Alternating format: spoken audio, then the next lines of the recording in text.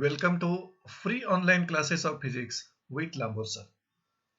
So dear students, we have completed our discussion for the first four thermodynamic processes: reversible and irreversible process, isothermal process, isobaric process, and in the last lecture we have completed isochoric process.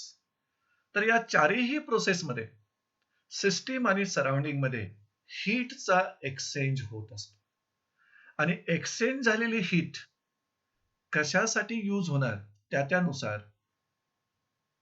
Process thermodynamic प्रोसेसची तुम्ही type study केलेली आहे. Late us learn one more thermodynamic process which is the adiabatic process.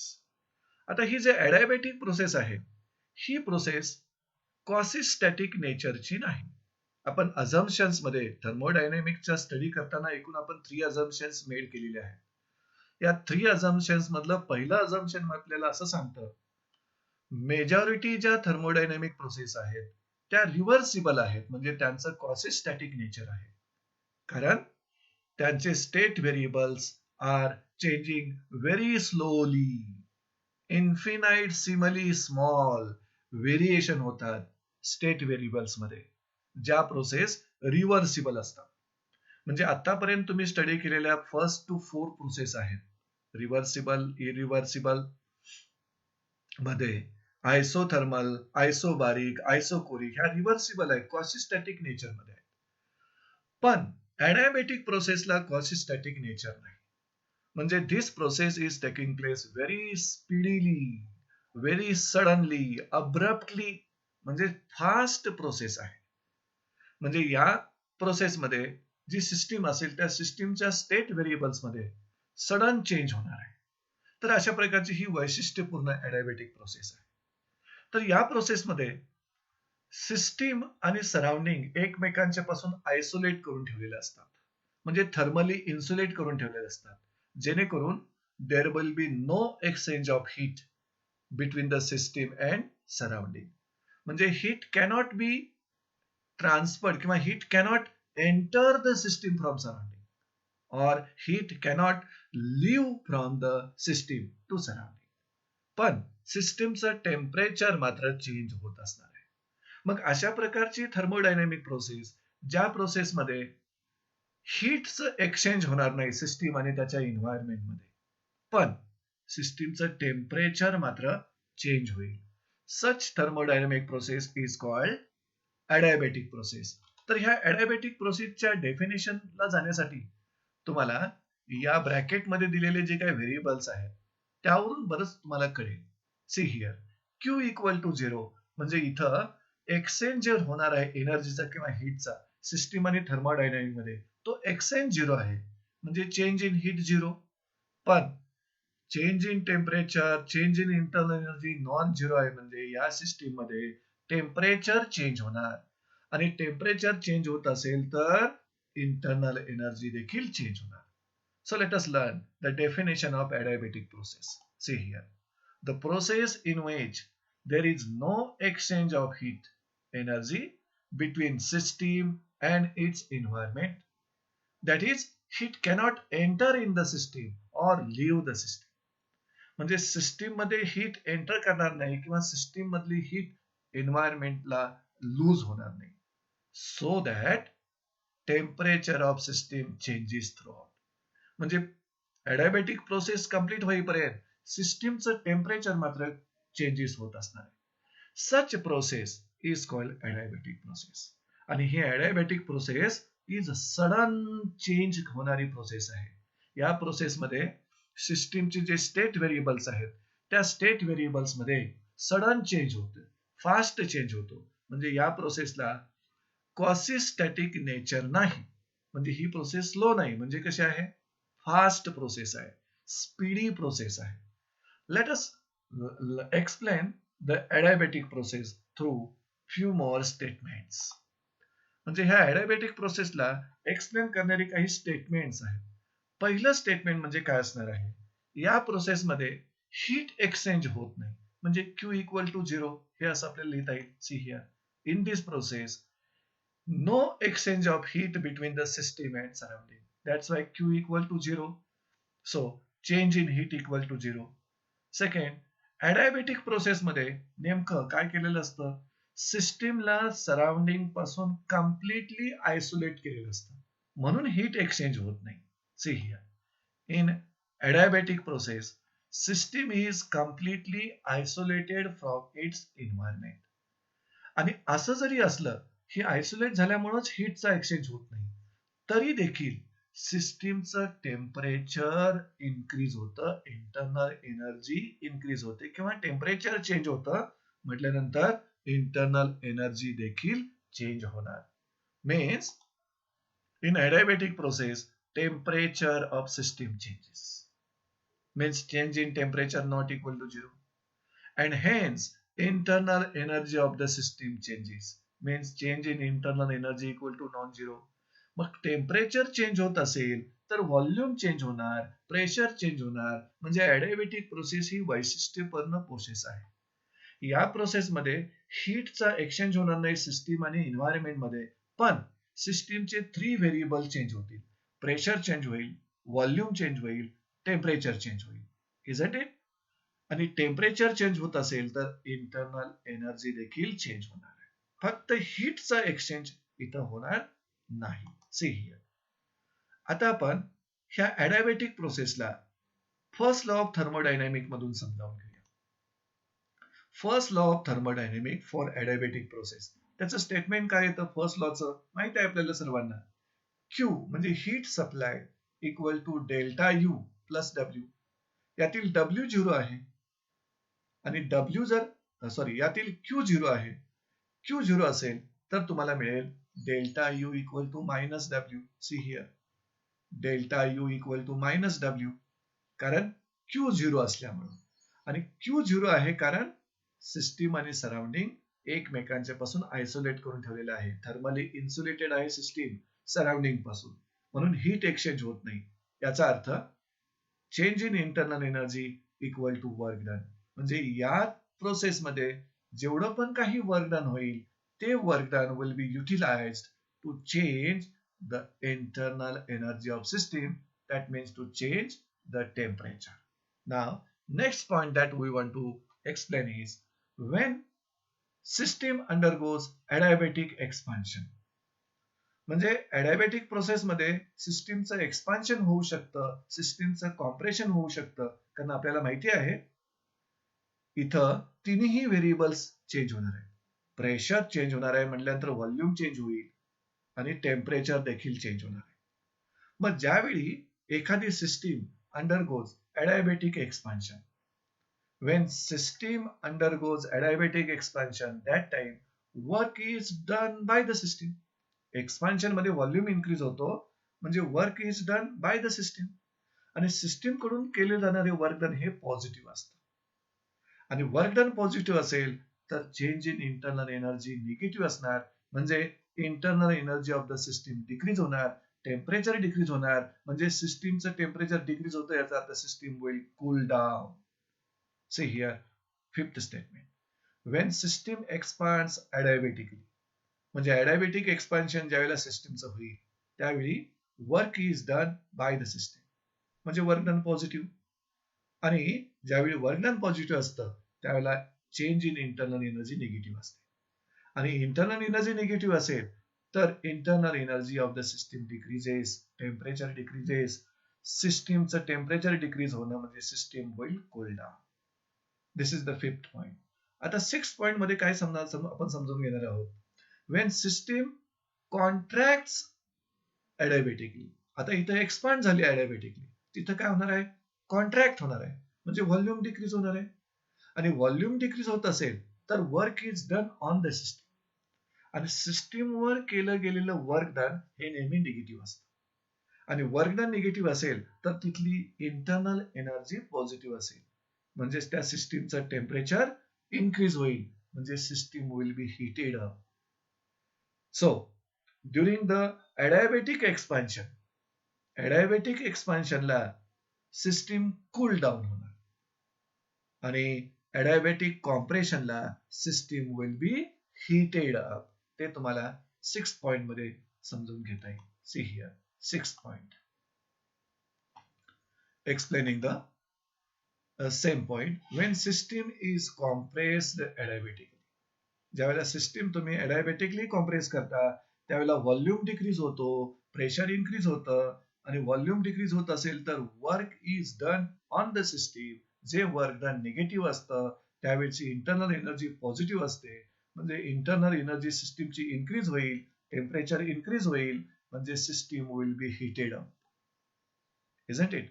Example जर घ्यायचं असेल आपल्याला तर ह्या एक्झाम्पल मध्ये तुम्ही जर एखादा बलून किंवा टायर इन्फ्लॅटेड असेल, एअर भरली असाल, तुम्ही त्या फुगवलं असेल एअरनं बलून किंवा टायर, आणि त्या बलूनला किंवा टायरला जर तुम्ही पंक्चर केलं तर बलून आणि किंवा टायर मधील एअर आउटसाइडला येईल आणि volume of that system will increase.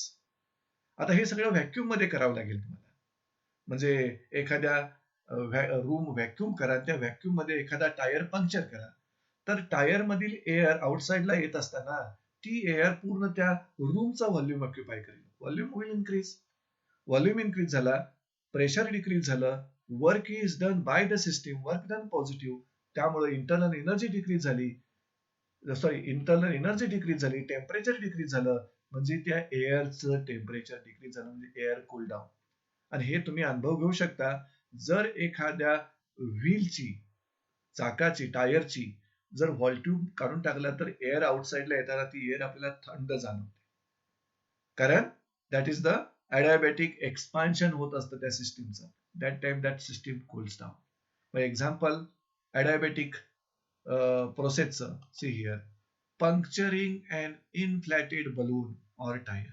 ह्या पंक्चरिंग मध्ये adiabatic एक्सपान्शन ही प्रोसेस होत असते. त्यामुळे जी सिस्टीम म्हणजे गॅस त्या ठिकाणी भरलेला आहे दॅट कूल्स डाऊन.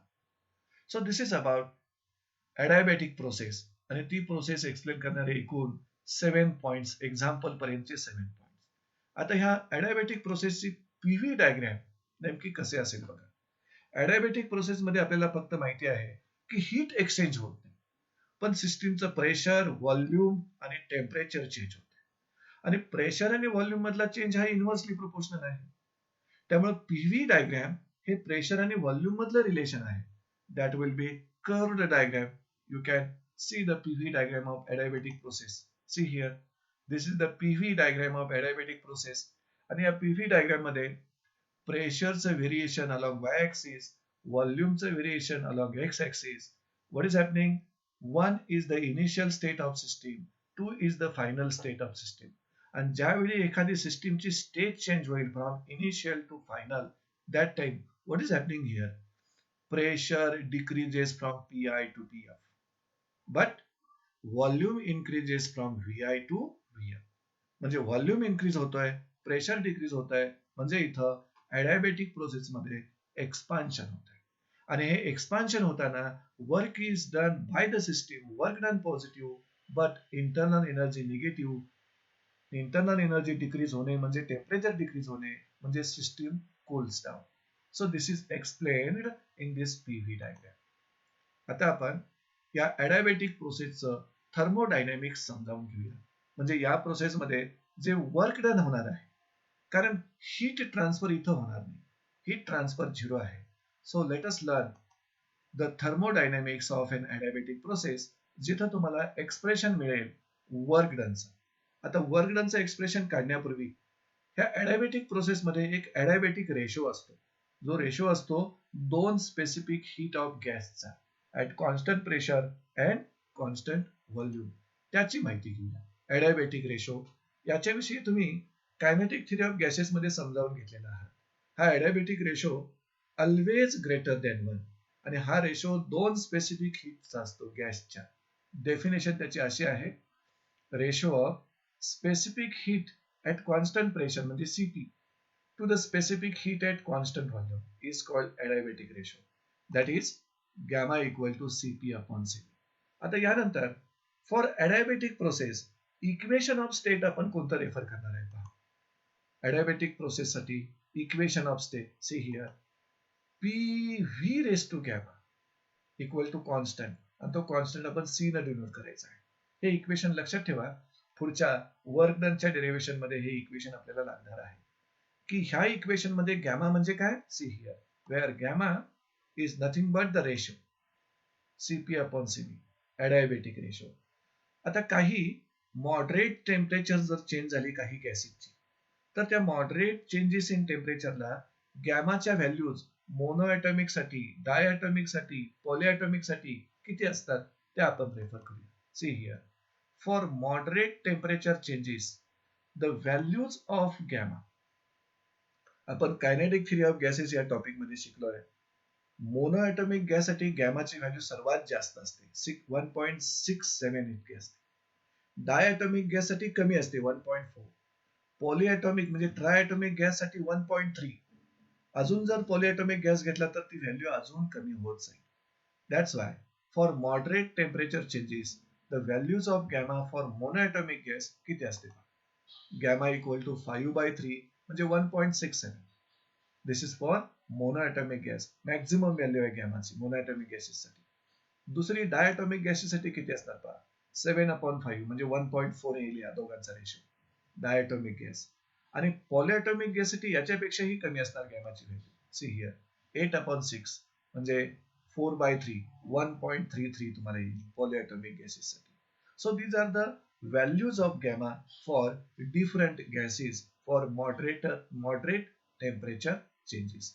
आता आपण काय करू, इथं ॲडियाबॅटिक प्रोसेस मध्ये जे वर्क डन होत आहे बाय द सिस्टीम किंवा ऑन द सिस्टीम, त्या वर्क डनचं एक्सप्रेशन फाइंड करण्यासाठी प्रयत्न करू.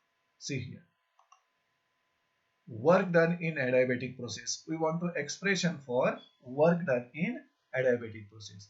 आणि आपल्याला सर्वांना माहिती आहे इन ॲडियाबॅटिक प्रोसेस सिस्टीम ही सराउंडिंग पासून, एन्व्हायरमेंट पासून कम्प्लिटली आयसोलेट केलेली असते. त्यामुळे हीटचा एक्सचेंज होत नाही सिस्टीम आणि सराउंडिंग मध्ये.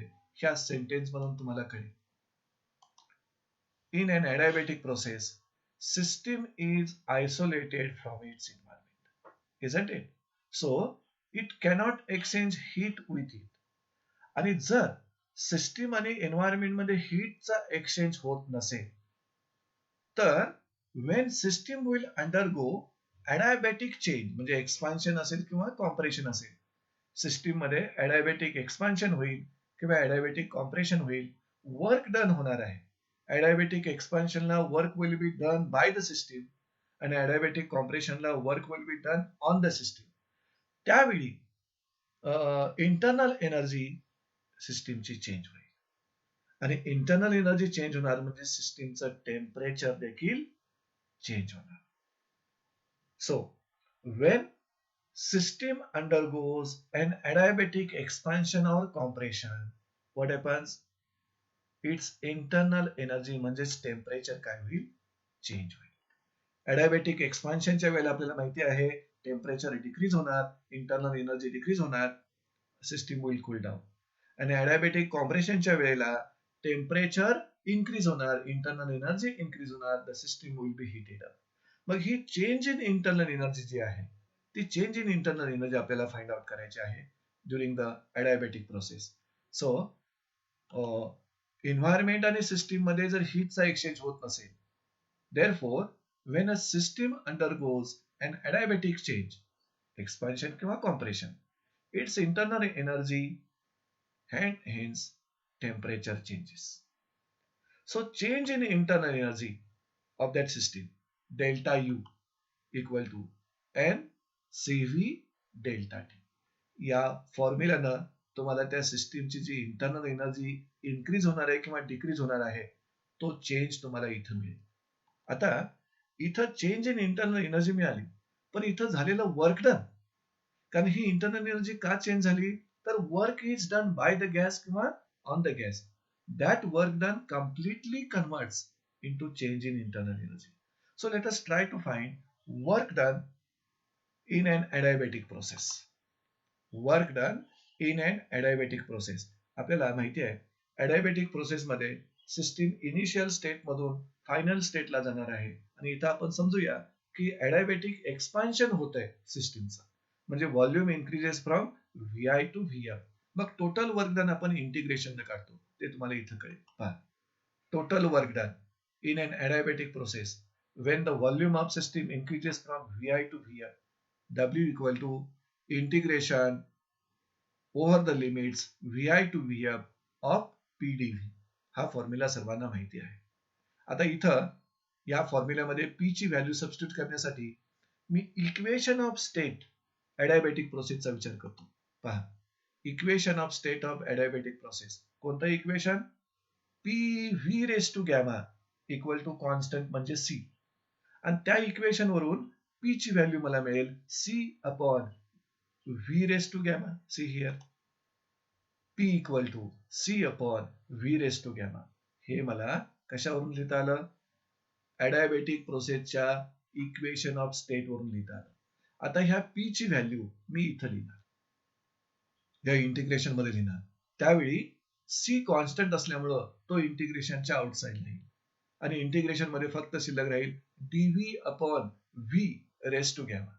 आणि पुन्हा हे v रेस टू गॅमा आहे ना, त्याला मी न्यूमरेटरला शिफ्ट करेन, v raise to minus gamma होईल आणि नंतर त्याचं इंटिग्रेशन काढणार. ते आपण पुढच्या मॅथमॅटिकल स्टेप मध्ये समजावून घेऊ. सी हिअर, सेम एक्सप्रेशन घेतलेलं आहे. इथं जे एक्सप्रेशन आहे तेच इथं घेतलंय. आता इथं बदल काय होतोय बघा, ह्या P ची व्हॅल्यू मी C upon V raise to gamma substitute केली, पण C कॉन्स्टंट असल्यामुळं इंटिग्रेशनच्या आउटसाइडला आलं आणि इंटिग्रेशन मध्ये dv upon V raise to gamma शिल्लक राहील.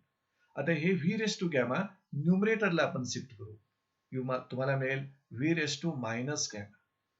आता V रेस टू मायनस गॅमाचं इंटिग्रेशनच्या रूलनं इंटिग्रेशन काय मिळतं पहा, V raise to minus gamma plus 1 divided by minus gamma plus 1.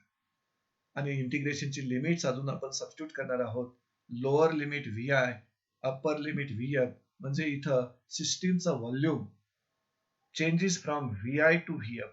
Expansion होतं, adiabatic एक्सपान्शन इथं होते. आता इथं एक चेंज मी तुम्हाला शिकवतो.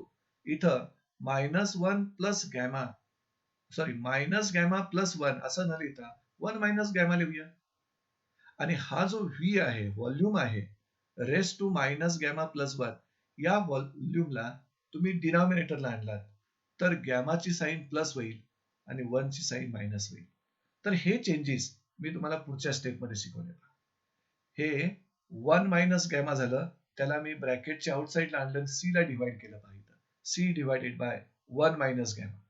आणि इथं व्हॉल्यूम रेस टू ही जी टर्म होती त्याला तुम्ही डिनॉमिनेटरला शिफ्ट केल्यानंतर ह्या दोघांच्या साईन बदलल्या, गॅमा पॉझिटिव्ह झाला आणि 1 मायनस झालं. हे पहा, गॅमा मायनस 1. आता तुम्ही लिमिट सबस्टिट्यूट करू शकता इथं.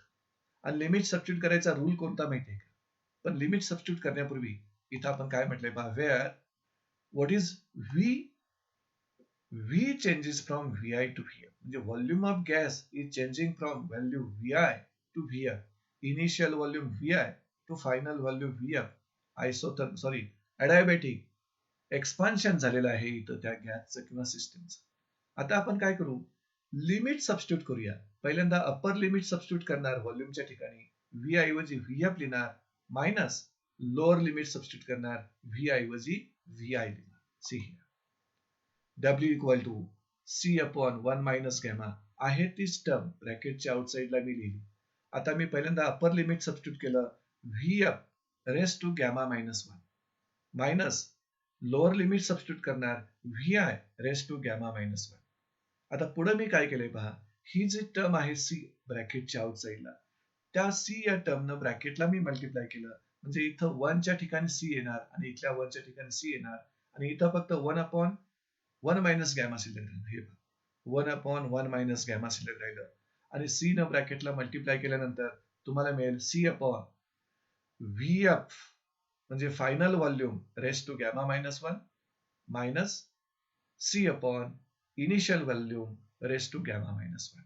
आता इक्वेशन 2 मध्ये जो बदल होतोय तो कशातून बदल होणार पहा, मी equation of state of adiabatic process for initial state आणि फायनल स्टेट कसं लिहू शकतो पहा. Equation of state of adiabatic process for initial state and final state. तुम्हाला adiabatic प्रोसेसचं इक्वेशन ऑफ स्टेट कोणतं आठवेल? PV raise to gamma equal to C म्हणजे कॉन्स्टंट.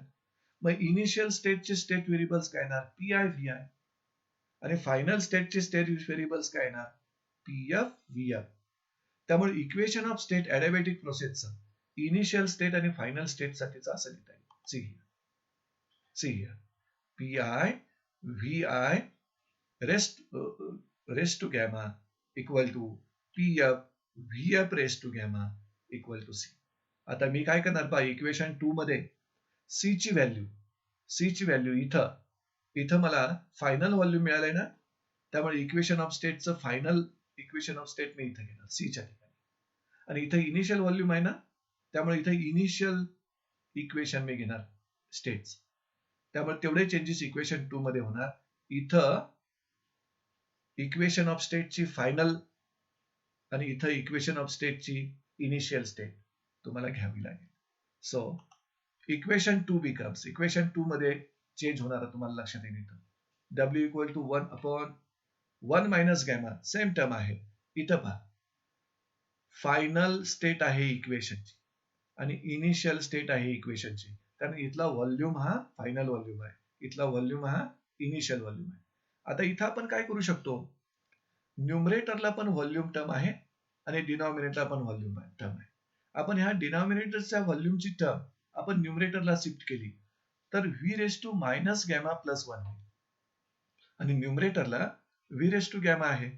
मग त्यातील V raise to gamma plus gamma आणि इथून येणारे V raise to minus gamma cancel होतील आणि फक्त शिल्लक राहील व्ही एफ शिल्लक राहील फक्त, म्हणजे पॉवर निघून जाईल. तसंच इथं शिल्लक राहणार आहे व्ही आय शिल्लक राहणार. त्यामुळे ह्या दोघांचा चेंज तुम्हाला असा दिसेल. सी ही टर्म आहे अशीच आपण लिहिली खाली पी एफ व्ही एफ, म्हणजे इथं फायनल व्हॉल्यूम आहे ना न्यूमरेटरला आणि इथं जो फायनल व्हॉल्यूम आहे डिनॉमिनेटरला, ह्या दोघांच्या पॉवर ऍडजस्ट करून तुम्हाला मिळतं इथं व्ही एफ. तसंच व्ही आय आणि व्ही आय न्यूमरेटर डिनॉमिनेटर मधल्या पॉवर ऍडजस्ट करून फायनल व्हॅल्यू मिळते V I. This is all. आता आपण काय करू, इथं मला ही जी इनिशियल व्हॅल्यू आहे ती सुरुवातीला घ्यायची आहे, फायनल व्हॅल्यू नंतर घ्यायची आहे. मग मायनस साइन आउटसाइडला येईल. आणि तसंच हे गॅमा ग्रेटर दॅन 1 असतं, मला इथं 1 मायनस गॅमा न लिहिता गॅमा मायनस 1 लिहायचं आहे. म्हणजे इथून पण मायनस साइन आउटसाइडला येईल. म्हणजे न्यूमरेटर आणि डिनॉमिनेटर मधून मायनस साइन कॉमन काढली तर तुम्हाला काय मिळेल पहा. See here W equal to P I V I. मी हे अगोदर घेतली टर्म आणि इथली टर्म नंतर घेतली, म्हणजे मायनस साइन आउटसाइडला आलं आणि गॅमा मायनस 1 लिहिलं, म्हणजे इथली मायनस साइन, न्यूमरेटर डिनॉमिनेटरची मायनस साइन कॅन्सल झाली. ही टर्म लिहिली. आता मी पुढे काय विचार करेन, हे N R into bracket T I minus T F कसा आलाय, न्यूमरेटर हा असा कसा बदलला, डिनॉमिनेटर मात्र आहे तसाच आहे, gamma minus 1 gamma minus 1. Numerator मधला बदल सांगतो तुम्हाला. मी आयडियल गॅसचं इक्वेशन इथे यूज केलेलं आहे, पीव्ही इक्वल टू एनआरटी. मग इनिशियल स्टेटला मी काय लिहिणार, P I V I equal to N R T I. म्हणजे पी आय व्ही आय ऐवजी लिहिलं मी एन आर टी आय. आणि फायनल स्टेटला ते इक्वेशन कसं लिहिणार, P F V F equal to N R T F. मग त्यामुळं दोन्ही मधून एन आर कॉमन आलं, ब्रॅकेट मध्ये राहिलं T I minus T F. So this is required expression for work done during an adiabatic process. आणि हे जे इक्वेशन 3 आहे, या इक्वेशन 3 वरून तुम्ही 2 कन्क्लुजन काढू शकता. So equation 3 implies that, equation 3 वरून आपल्याला कोणता मिनिंग कळतो पहा, when gas undergoes adiabatic expansion, ज्यावेळी गॅस adiabatically एक्सपांड होईल त्यावेळेला work is done by the gas. त्यामुळे वर्क डन पॉझिटिव्ह असणार आणि वर्क डन पॉझिटिव्ह असेल तर internal energy negative, temperature decrease होणार. म्हणजे इथं फायनल टेम्परेचर स्मॉल असेल, इनिशियल टेम्परेचर ग्रेटर असेल, म्हणजे इथं system will cool down. See here when gas expands adiabatically, work is done by the gas, म्हणजे ते वर्क डन ग्रेटर दॅन 0 असणार. आणि वर्क डन ग्रेटर दॅन 0 का, तर इनिशियल टेम्परेचर ग्रेटर फायनल पेक्षा, म्हणजे फायनल टेम्परेचर डिक्रीज झालं. आणि फायनल टेम्परेचर डिक्रीज होत असेल तर इक्वेशन 3 मधून टी एफ स्मॉल आहे, टी आय ग्रेटर आहे, म्हणजे वर्क डन पॉझिटिव्ह आहे, ग्रेटर दॅन 0. आणि फायनल टेम्परेचर डिक्रीज होत असेल, this means that gas cools down. See here. This means that gas will cool. म्हणजे ॲडियाबॅटिक एक्सपान्शन जर एखाद्या सिस्टीमचं झालं तर त्या सिस्टीमचं टेम्परेचर डिक्रीज होतं, म्हणजे सिस्टीम कूल्स डाऊन. आता ॲडियाबॅटिक कॉम्प्रेशन झालं तर काय होईल बघूया सेकंड केस मध्ये. when gas is compressed adiabatically. आता तुम्ही कॉम्प्रेस करता त्यावेळेला व्हॉल्यूम डिक्रीज होतो, work is done on the gas, आणि work is done on the gas is less than 0 म्हणजे निगेटिव्ह असतं. त्यावेळी इंटरनल एनर्जी पॉझिटिव्ह इन्क्रीज होते, टेम्परेचर इन्क्रीज होतं, म्हणजे फायनल टेम्परेचर ग्रेटर असतं इनिशियल पेक्षा. मग या कॉम्प्रेशन मध्ये फायनल टेम्परेचर ग्रेटर असेल, इनिशियल जर स्मॉल असेल तर हे वर्क डन निगेटिव्ह येईल. See here W is less than 0 म्हणजे निगेटिव्ह, कारण final temperature is greater than initial. म्हणजे इथं काय होईल, the gas will warm up, heated up. So this means that gas will warm up. ह्या दोन cases तुम्हाला इक्वेशन 3 वरून एक्सप्लेन करता आल्या. आता फायनली आपल्याला माहिती आहे, जर एखादी आयसोथर्मल प्रोसेस तुम्ही शिकला तर त्या आयसोथर्मल प्रोसेस मधून काही पॉइंट्स आपण रिमेंबर करायचे असतात, जेणेकरून पटकन ती सिस्टीम आपल्याला लक्षात येईल. So the points to be remember.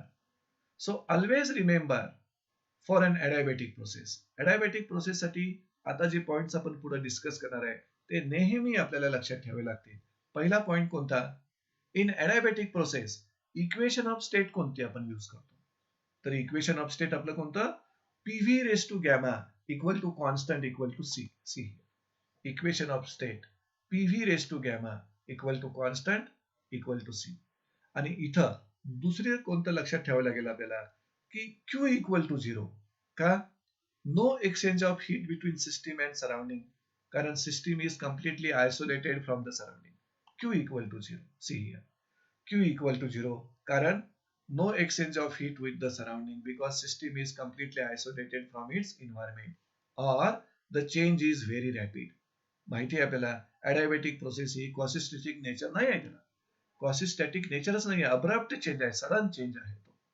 आणि Q इक्वल टू 0 असेल तर फर्स्ट लॉ ऑफ थर्मोडायनामिक वरून तुम्हाला delta U equal to minus W मिळेल. See here delta U equal to minus W first law of thermodynamic वरून लिहिला तुम्ही. याचा अर्थ all the work is used to change the internal energy, that is to change its temperature. आणि temperature change होत असेल तर या सिस्टीमचं change in temperature non zero आहे. सी हियर ॲडियाबॅटिक प्रोसेस मध्ये change in temperature non zero म्हणजे temperature of system changes. आता फिफ्थ पॉइंट जो आपण थोड्या वेळापूर्वीच एक्सप्लेन केला, की त्यामध्ये जर एखाद्या सिस्टीमचं ॲडियाबॅटिक एक्सपान्शन झालं that causes the to cool the system, म्हणजे adiabatic expansion causes the cooling of the system. आणि जर त्याच सिस्टीमचं ॲडियाबॅटिक कॉम्प्रेशन झालं तर it causes heating up the system. म्हणजे ॲडियाबॅटिक एक्सपान्शन कॉजेस कूलिंग आणि adiabatic compression causes heating up the system. See here adiabatic expansion causes cooling आणि adiabatic compression causes heating up the system. आणि last statement जे आहे त्या last statement मध्ये आपल्याला असं लक्षात घेईल, मोस्ट ऑफ टाइम जे ॲडियाबॅटिक चेंज होतात एक्सपान्शनचे किंवा कॉम्प्रेशनचे, that adiabatic changes are sudden changes. इतके फास्ट चेंज होतात की during that sudden changes system does not find the time to exchange the heat with it surrounding. इतके फास्ट होतात, त्यामुळं सिस्टीम आणि सराउंडिंग मध्ये हीटचा एक्सचेंज होत नाही, फास्ट चेंज होत असल्यामुळे. आणि एक्सचेंज होत नसल्यामुळेच Q इक्वल टू 0 तुम्ही घेता. See here most of times an adiabatic change म्हणजे ॲडियाबॅटिक एक्सपान्शन किंवा adiabatic compression is sudden change, and during such a sudden change the system does not find any time to exchange the heat with its environment, म्हणून Q equal to 0 घेता तुम्ही. So with this we have explained the discussion for the adiabatic process, adiabatic thermodynamic process. आता याच प्रोसेसवर किंवा याच adiabatic प्रोसेसवर एक तुम्हाला exercise मध्ये शो दॅट म्हणून एक इक्वेशन सेट झालेलं आहे, ते आपण डिस्कस करू. Show that for an adiabatic process, हे रिलेशन तुम्हाला प्रूव्ह करायचं आहे. For an adiabatic process you want to prove this relation. काय आहे? P raised to 1 minus gamma into T raised to gamma equal to constant. हे तुम्हाला adiabatic process साठी prove करायचं आहे. आणि हे ॲडियाबॅटिक प्रोसेस साठी प्रूव्ह करण्यासाठी आपण ideal gas equation, ideal gas विचारात घेऊया. So we will consider an ideal gas, and that ideal gas is undergoing adiabatic process. See here. Consider an ideal gas undergoing adiabatic process. मग एक्सपान्शनची असेल किंवा कॉम्प्रेशनची असेल. आणि ह्या आयडियल गॅससाठी, adiabatic प्रोसेससाठी इक्वेशन ऑफ स्टेट कोणतं असतं पहा? For an adiabatic process, equation of state, see here, PV raised to gamma equal to constant. हे इक्वेशन ऑफ स्टेट असतं. आणि त्याच नंतर for an ideal gas equation of state कोणतं असतं? हे इक्वेशन ऑफ स्टेट, इक्वेशन 1 मध्ये असलेलं इक्वेशन ऑफ स्टेट कोणाचं? ॲडियाबॅटिक प्रोसेससाठी. आणि जर आयडियल गॅस असेल तर आयडियल गॅसचं इक्वेशन ऑफ स्टेट कोणतं? From ideal gas equation we can write PV equal to NRT. आणि या इक्वेशन वरून V इक्वल टू काय लिहू शकता? See here, V equal to NRT upon P. So this is equation of state of ideal gas and this is equation of state of adiabatic process. मग equation of state of ideal gas वरून तुम्ही V ची value find out केलेली आहात, जी तुम्हाला मिळाली NRT upon P. आता मी काय करेन, ही जी इक्वेशन 2 ची व्हॅल्यू आहे, ही इक्वेशन 2 ची व्हॅल्यू मी सबस्टिट्यूट करेन इन इक्वेशन 1. कुठं? या V च्या ठिकाणी. मग ह्या पूर्ण टर्मला रेस्ट टू पॉवर मिळेल gamma. See here, I will substitute equation 2 in equation 1. म्हणजे इक्वेशन 1 मध्ये इथं V च्या ठिकाणी मी सबस्टिट्यूट करणार आहे NRT upon P. What will change? See here. P as it is. इथं जे P आहे तो P as it is. आणि V च्या व्हॅल्यूला मी रेज केलं पाहिजे NRT upon P. मग आता ह्या ब्रॅकेट मधील प्रत्येक टर्मची जी पॉवर आहे ती गॅमा आहे. मग इथं जर मी डिनॉमिनेटर मध्ये जो P आहे त्याची पॉवर गॅमा, न्यूमरेटरला आणलं तर काय होईल? मायनस गॅमा होईल. आणि न्यूमरेटरला ऑलरेडी एक P आहे, त्याची पॉवर 1 आहे. मग P raised to 1 into P raised to minus gamma, you will get P raised to 1 minus gamma या पद्धतीने. आणि इथं T raised to gamma तुम्हाला मिळालं. पण या इक्वेशन मध्ये N आणि R हे दोघे कॉन्स्टंट राहतील. आणि N आणि R दोघे कॉन्स्टंट राहत असतील, see here, as N and R both are constant, तर तुम्हाला मिळेल P raised to 1 minus gamma into T raised to gamma equal to constant, जे तुम्हाला शो दॅट करायचं आहे. See here, therefore P raised to 1 minus gamma into T raised to gamma that is equal to constant. तर हे equation तुम्हाला exercise मध्ये show that म्हणून विचारलेलं आहे, त्याचं प्रूफ आपण इथं डिस्कस केलं. So with this we have completed first 5 thermodynamic processes. Thank you friends.